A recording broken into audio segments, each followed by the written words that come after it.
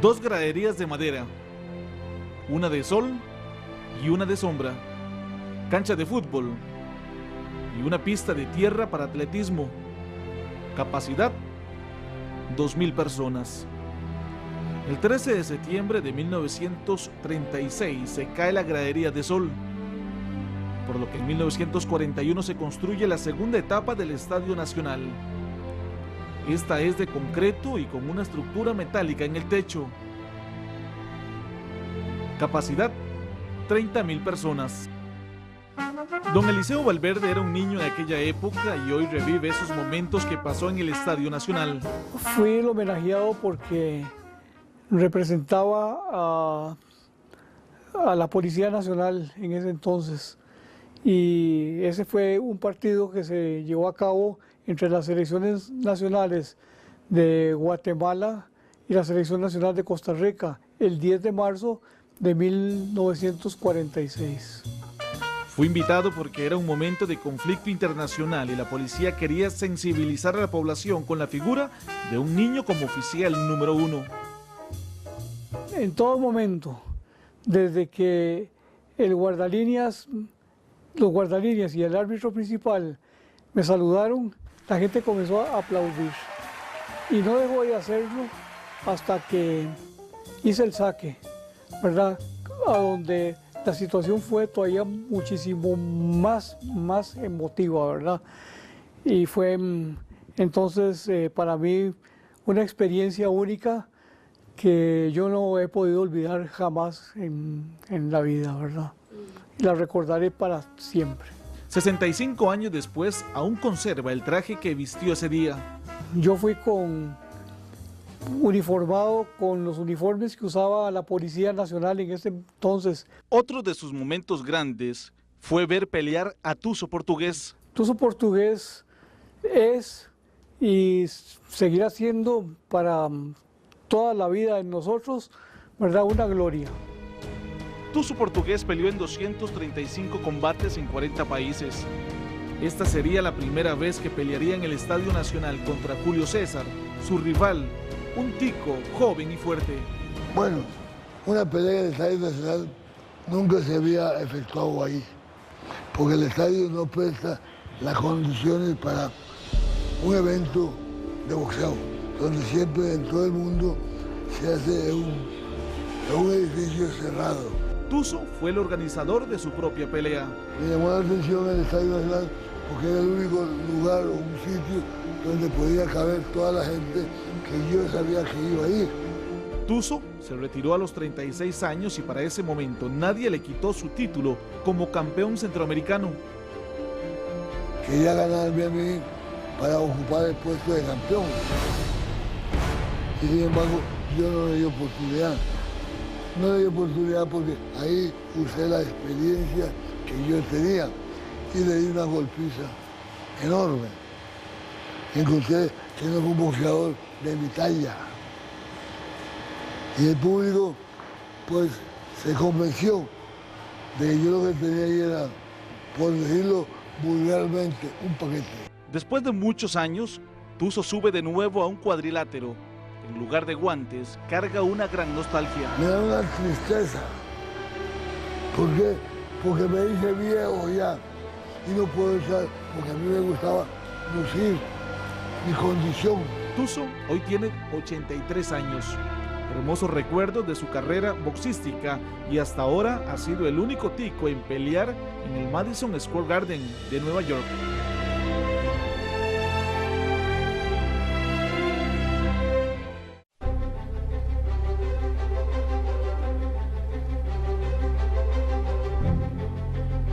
Ella es Bertilia.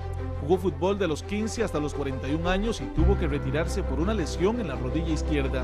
Claro, la primera vez que yo entré al Estadio Nacional, la primera vez en octubre del 50, me impactó mucho, bastante me impactó. Bueno, la emoción fue fabulosa, fue grandísima porque yo me quedé viendo así la gente y sentí un escalofrío y una emoción tan grande que yo dije, se me hizo realidad el sueño que yo tenía. Con más de 20 giras, doña Bertilia fue calificada por la CONCACAF como la número 3 en el ranking de las mejores jugadores del siglo. He jugado defensa, jugaba defensa central, pero aún así metía goles porque como estaba a tirar al marco de largo. ¿Y era buena? Dicen que pateaba muy duro. Yo no sé. Compartió momentos con astros del fútbol como Pelé. Tengo unas fotos con Pelé. Cualquiera. Cuando vino aquí en 1961, tengo varias fotos con Pelé. Aunque está retirada de las canchas desde 1976, no deja de pensar en este estadio que tantas satisfacciones le dio. Ay, mira cómo me dolió. Mira cómo me dolió a mí cuando yo supe que iban a botar el estadio. Me van a llevar y comer un pedacito de zacate. Pero yo no, aquí me lo van a regalar. ¿Y este qué piensa? ¿Cómo lo ve? Ah, formidable. El mejor que yo creo. Ninguno como este. Ninguno, que va, es fantástico. A pesar de los años, Bertilia, la mujer símbolo del deporte en 1954, desearía volver a anotar, pero esta vez en el nuevo Estadio Nacional.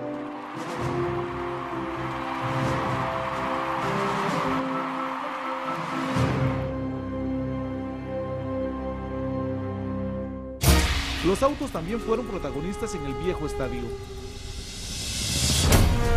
Bueno, el Estadio Nacional es el inicio del automovilismo deportivo de pista de Costa Rica.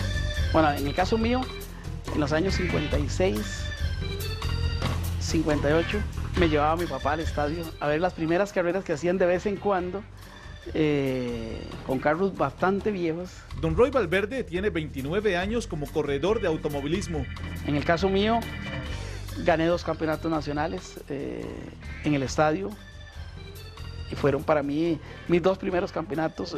Uno lo gané en forma invicta en el 71. Valverde recuerda que las carreras se hacían después de los partidos de fútbol para atraer más espectadores. Esas épocas del Estadio Nacional fueron, para todos los que la vivimos, preciosas, lindísimas, porque las carreras en pista son muy lindas, pero cuando hay un reto mayor, que hay caños, hay aceras, está el público atravesado, está uno viviendo muy intensamente toda la carrera. Pero la emoción de correr en el Estadio Nacional fue tan solo por 2 décadas. A partir del año 72, ya la Dirección de Tránsito nos dijo que era imposible seguir corriendo ahí. Nos dijeron, se los prestamos hasta el año 73. Entonces, esa etapa del 72-73 fue donde nos dedicamos a levantar lo que es el Autódromo La Guásima. Pasaron los años, pero el viejo Estadio Nacional será siempre recordado como la cuna del automovilismo en nuestro país.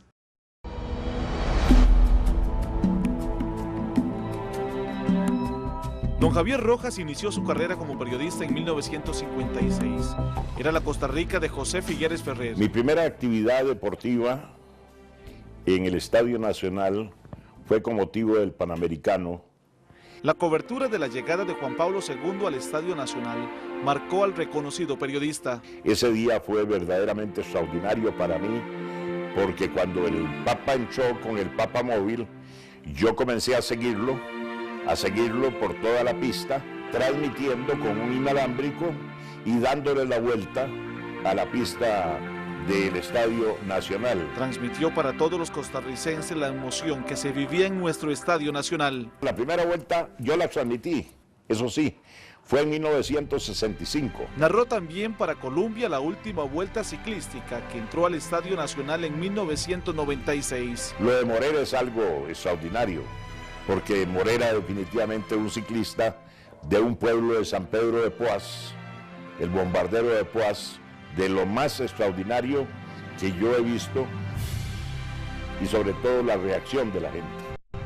En el 96 que tuve la oportunidad y gracias a Dios me dio la oportunidad de ganar esa vuelta a Costa Rica y terminarla en el Estadio Nacional, donde estaba lleno el estadio, había mucha gente de San Pedro de Poás apoyándome y llegar ese día ahí pues es algo que siempre guardaré en mi corazón porque ha sido algo muy bonito. Ese sacrificio se convirtió en felicidad el 27 de diciembre de 1996, cuando culminó su esfuerzo de 13 días.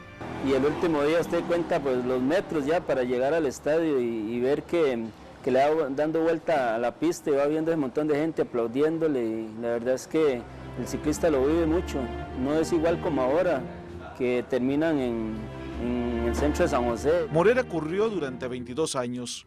Hoy tiene un ciclo y se dedica a la distribución de artículos deportivos. Don Javier también recuerda sobre los inicios del atletismo en la Tacita de Plata. Telma Zúñiga es lo mejor que yo he visto definitivamente en el atletismo, corriendo ella, que ha dejado una herencia verdaderamente extraordinaria. Telma Zúñiga tiene 58 años. Es entrenadora de atletismo. Yo me inicié en pista y corrí en el Estadio Nacional desde el 72 hasta el 94. Pero yo siempre he dicho, yo soy una atleta que yo me hice en la pista. Era muy explosiva, muy bien preparada, se preparaba extraordinariamente. Telma Zúñiga es uno de los ejemplos del atletismo costarricense. De 1973 a 1990 fue una de las mejores marcas a nivel nacional y a nivel centroamericano, de 800 hasta 10.000 metros en pista. Tal vez un recuerdo que tengo de un evento en el Estadio Nacional fue por cerca de 1988-89, que hice 2 minutos 12 en 800 metros. En aquel entonces esa era una supermarca, más si tomamos en cuenta el tipo de pista en que estábamos corriendo. A pesar de que fue difícil por la poca participación femenina, Telma dejó huella en el Estadio Nacional y fuera de nuestras fronteras.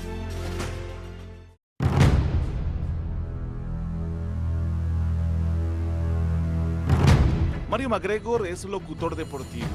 Ha narrado muchísimos goles y hoy recuerda el mejor. Me acuerdo.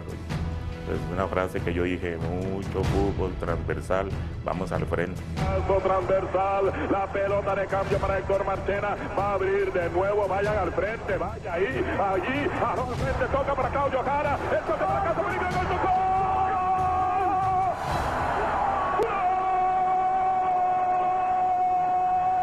¡De Costa Rica! Y el equipo, con una muy excelente jugada, llega y anota el gol, y lo anota Juan Callazo. Juan Callazo fue el primer tico en anotar en una Copa del Mundo en Italia 90. Ya era bastante estar participando en un mundial, ¿verdad? Y cuando Marchena lleva ese balón y se la pasa a Jara, y Jara ya la taconea y me corresponde a mí tener que decidir en fracciones de segundos ese gol tan importante que ha sido para mí. Lo entrené de mi pueblo, entonces fue espectacular. Ese ha sido el mejor gol que he narrado en mi vida. Estaba muy joven, pero para mí ese fue el mejor gol que he narrado, el de Juan Callazo. El nene que jugaba sin balón se entrenó y vivió la clasificación al Mundial en el Estadio Nacional. Este Estadio Nacional, que es nuestro orgullo, esta joya tan preciosa, pues haya tenido la gran importancia de darnos esa confianza para después ser el que le correspondiera ser el primer gol para Costa Rica. El antiguo Estadio Nacional fue reconocido popularmente como la Tacita de Plata. Bueno, la Tacita de Plata, ese nombre se lo puso un locutor mexicano al Estadio Nacional, don Ángel Fernández. Y para el Mundial de México 86 yo lo fui a entrevistar y le dije: don Ángel, para Costa Rica. Y me dijo: Costa Rica. Dice: me acuerdo de la Tacita de Plata y de donde el viento retorcía el balón. Entonces digo: así es como le dicen los mexicanos al Estadio Nacional.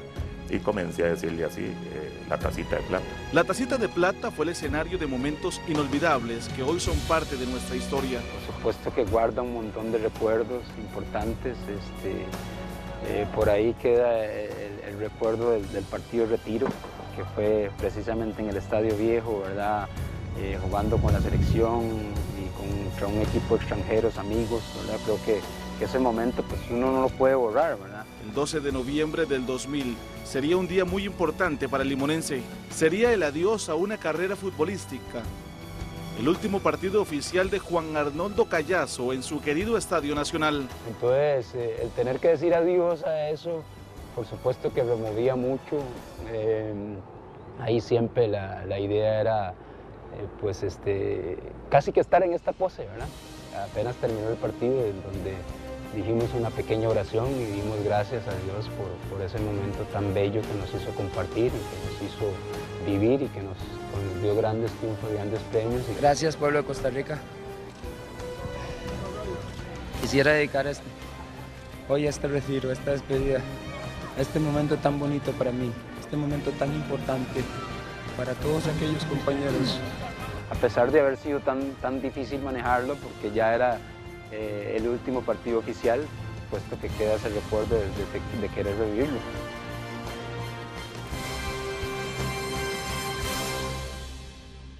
La WM más grande de Costa Rica narró el último partido que se jugó en el antiguo estadio, Brujas contra la UCR. Pero ya para esa fecha, este estadio no era el mismo. Ese día, cuando narramos, ya estaban desmantelando un poco el estadio. Entonces ya habían quitado las cabinas de transmisión, narramos en los palcos. Fue muy triste para mí. Se me vinieron las lágrimas, porque ya sabía que esa estructura ya se iba. Mario MacGregor espera ansioso entrar al nuevo Estadio Nacional, verlo lleno para así abrir otro capítulo de la historia en el nuevo gigante. Bueno, realmente el estadio viejo tenía una gran cantidad de deficiencias muy notorias. Bueno, en ese momento ya el estadio había cumplido su vida útil. A nivel funcional tenía problemas hasta de seguridad.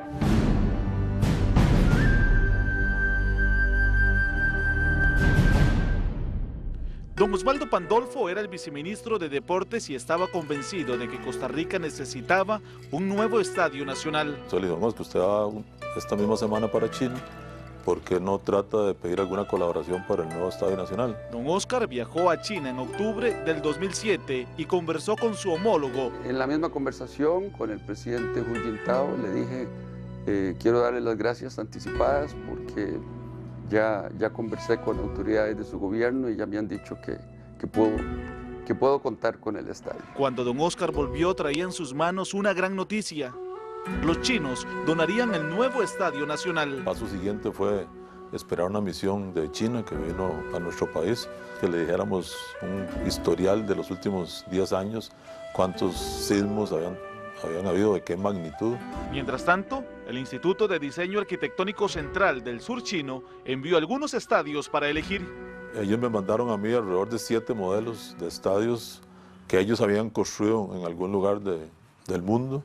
En lo personal a mí me gustaron 2 y lo hablé con don Rodrigo Arias y quedamos en que el que más nos gustaba definitivamente fue el que se construyó. La comitiva de Costa Rica viajó a China. 3 meses después el borrador de los planos estaba listo. Nosotros estuvimos 8 días en China trabajando intensamente porque fue tarde, noche y día completo viendo planos, quitando, poniendo. La misión estaba formada por el viceministro, 2 ingenieros, 3 arquitectos y el director del ICODER. Carlos Echandi es uno de los ingenieros y recuerda ese viaje al país asiático. Bueno, lo que hicimos fue pegar los planos por todo el hotel, ¿verdad? Todos los dormitorios donde estábamos, pasillos y todo, pegamos planos para comenzar a estudiarlos y a verlos. En China se encontraron con algunas sorpresas. Los planos estaban adaptados a esa cultura y una de las diferencias eran los baños. Todos los servicios sanitarios del estadio venían no solamente en el sistema placa turca, que es a nivel del suelo, sino en una cantidad que duplicaba la norma nuestra. La placa turca es un mueble de cerámica muy higiénico que se pone a nivel del piso. Tiene las 2 huellas, de manera que yo me apoyo ahí, me pongo de cuclillas para hacer la necesidad. Y la parte cultural también, porque nosotros llevamos la gran sorpresa cuando estábamos viendo el diseño de los planos, que por ejemplo el estadio no tenía ni un solo palco, el estadio no tenía ni un solo local comercial. Ponerse de acuerdo fue difícil porque la estructura ya estaba dada. Pero sí, el lenguaje técnico complicó un poco. Yo decía un muro de contención por gravedad, por ejemplo, y el traductor no sabía cómo manejar la palabra correcta. La nacionalización de los planos era clave para poder avanzar con la obra. Al final, se logró que todo el diseño viniera con la normativa costarricense. Entonces, ¿qué es lo que sucede? Bueno, conseguimos una empresa, la empresa CETECOP, que son ellos los que firman los planos y nacionalizan los planos. Nosotros revisamos los planos, revisamos los diseños y aprobamos los planos, los firmamos, asumimos la responsabilidad y en una segunda etapa, en conjunto con don Carlos Echandi y don Edwin Castro, también ayudamos en la supervisión de la obra. CETECOP regaló los honorarios para la firma de los planos. Eran en total $4 millones. Una vez firmados los planos, se daría el último paso: demoler el antiguo Estadio Nacional.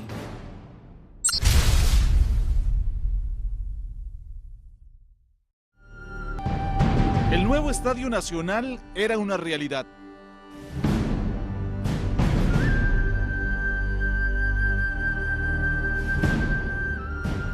El gobierno de Hu Jintao estaba listo para iniciar. Envió los materiales en 400 contenedores y la mano de obra venía de camino. Y eran las cosas de intervenir ante México, ante varios países en los cuales servían como ruta previa antes de que esa gente viniera a Costa Rica, y que definitivamente la movilidad internacional de ciudadanos chinos no es sencilla. Mario Zamora era el director general de Migración y estaba encargado de lograr que los trabajadores llegaran al país. Para nosotros era un reto que las 1000 personas que llegaran supiéramos siempre quiénes eran y el proceso de retorno estuviera siempre garantizado. El 12 de marzo del 2009 arranca la construcción con la primera piedra.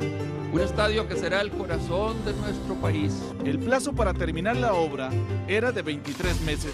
Apuestan más ellos a lo que es la mano de obra, a los métodos tradicionales de construcción, inclusive herramientas antiquísimas estaban usándose acá de una manera totalmente eficiente. No necesitaban ni de martillo, ni de clavos, ni de serrucho, ni de taladros, sino que metían 100 personas con una llave que unía, que era la que cerraba la gasa. Ese espíritu de planificar bien las cosas, ese saber que lo más importante es la gente y no tanto las máquinas, ese cumplir un cronograma. El proceso constructivo estaba en marcha. Los chinos trabajaban en los cimientos de este gigante. Hay que hacer la perforación de los pilotes, 2.300 pilotes, o sea, 2.300 huecos. Y eso fue bien complicado porque el sistema chino es muy diferente al nuestro. Ellos querían que fuera de golpe, o sea, que un golpe ahí, eso tiene una repercusión tremenda. Creo que se hubieran caído hasta casi que casas y vidrios y toda esa cosa, todos los alrededores del estadio, y vimos que eso era imposible aquí. Los pilotes serían la base del techo, su mayor atractivo.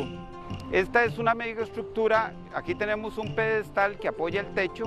El pedestal está sobre un cimiento que está montado sobre 48 pilotes de 90 centímetros de diámetro que están a 33 metros de profundidad, que está apoyado sobre roca. Este arco mide 240 metros de largo y lo construyeron en tan solo 2 meses. Es una megaconstrucción, la estructura del techo. En el proceso constructivo, bueno, esto era como un mecano, era como un Lego, ¿verdad? Ellos traían las piezas hasta cortadas, biseladas, de tal manera que lo único que hacían era unir piezas y soldarlas. No sobraron, no faltaron. La planificación de los obreros asiáticos permitió reutilizar los materiales con los que armaron el techo. Cuando desarmaron todo eso, entonces todo ese tubo se convirtió en el tubo que vemos aquí, que sostiene todo lo que son las barandas que están dentro del estadio, fueron parte del equipo que se utilizó para el andamiaje.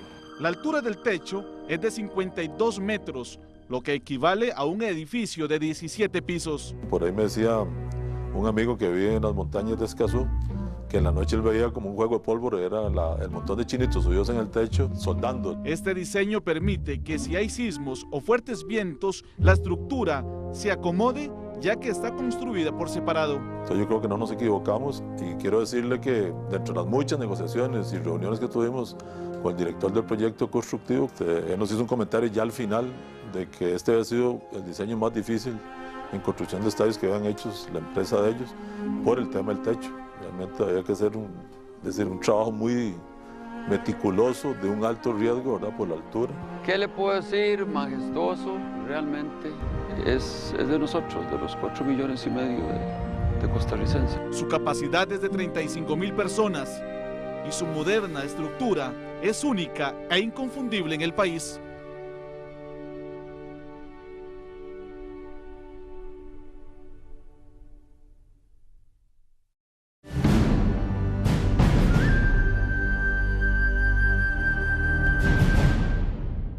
China es el país más poblado del mundo. La mayor parte de estos trabajadores, de estos casi 1.000 y resto de ciudadanos chinos que vinieron con su mano de obra a construir por ellos mismos el estadio, es decir, no fue una donación del pueblo chino al pueblo costarricense, sino que también vinieron personalmente a hacerlo. Los chinos llegaron poco a poco, construyendo todo lo que necesitarían para vivir. Una colonia china, con la que aquí trabajan cerca de 600 compañeros. Ellos, o sea, cada cuarto se puede vivir como 4 obreros, ¿verdad? También tenemos, o sea, nosotros instalamos ducha para que ellos puedan bañarse y también nosotros instalamos los internet para que ellos puedan utilizar. Sí, ellos, o sea, yo creo que ellos también se sienten muy cómodos. En Costa Rica compraban solo carne y verduras. Los cereales que consumimos ahora todos son importados de China. Los chinos ganaban 700.000 colones al mes, pero solamente se dejaban 30.000 colones por quincena. El resto iba para sus familias. Los obreros caminaban de Don Bosco a la Sabana para trabajar en el estadio de Los Ticos. Primero que nada, la enseñanza fue muchísimo porque realmente es un ejemplo de trabajo, de dedicación, de responsabilidad, de disciplina para con esta obra. Yo creo que eso es digno de destacar. Lo que sí vimos es que ellos no matan la culebra como hacemos nosotros a veces. No pierden tiempo. Cada quien en lo suyo y muy entusiasmados de hacer lo que tenían que hacer bien hecho. En la obra del gigante asiático se trabajaba 24 horas al día en turnos dobles. Creo que tenían un día libre al mes, cada 30 días, y trabajando, no sé si 12 horas. 有一定的专业技能，有良好的这个身体，有很好的这个心理素质，就是遵守企业的规章制度，可以了。 Los elegidos para este proyecto venían por etapas. Muy simpáticos, muy amables, ahí nos comunicábamos por señas. Lo más simpático fue ver cómo ellos se protegían del sol con esa gran ala que le hacían al casco con cartón. Y muy práctico, muy funcional y muy lógico. Ellos respetaban religiosamente su horario de alimentación y entonces eso fue otra experiencia bien interesante, cómo eran ellos tan disciplinados. Parecía un ejército desfilando hacia el comedor que se instaló en el Estadio Nacional. Ahí almorzaban, los que podían se sentaban, los que no podían cogían su casco, lo ponían en el suelo y se sentaban encima del casco, no perdían tiempo para eso. Pero me llamó mucho la atención la forma de hidratarse de ellos, siempre con agua caliente, con sus hierbitas, con su té. Durante la obra hubo alrededor de 9 accidentes menores y la muerte de un obrero. Tenemos que estar permanentemente apagando incendios, que se cayó un chinito y se quebró, bueno, hay que correr para el hospital y llevarlo al Hospital San Juan de Dios. El chinito que se lesionaba, no lo dejaban recuperarse aquí, sino que lo mandaban para China y venía otro. Los chinos transportaban el lodo de diferentes lugares. Pues aparentemente ahí se dio un medio accidente con un chinito y parece que al final de cuentas ese chinito no tenía licencia, entonces lo que hicieron fue cambiar el chino porque todos son muy parecidos. Alguna vez celebramos con ellos el Año Nuevo chino y alguna vez el Año Nuevo nuestro. A 22 meses solo quedan 20 chinos. Muchos estarán en tránsito y otros seguirán construyendo ilusiones. Por lo menos,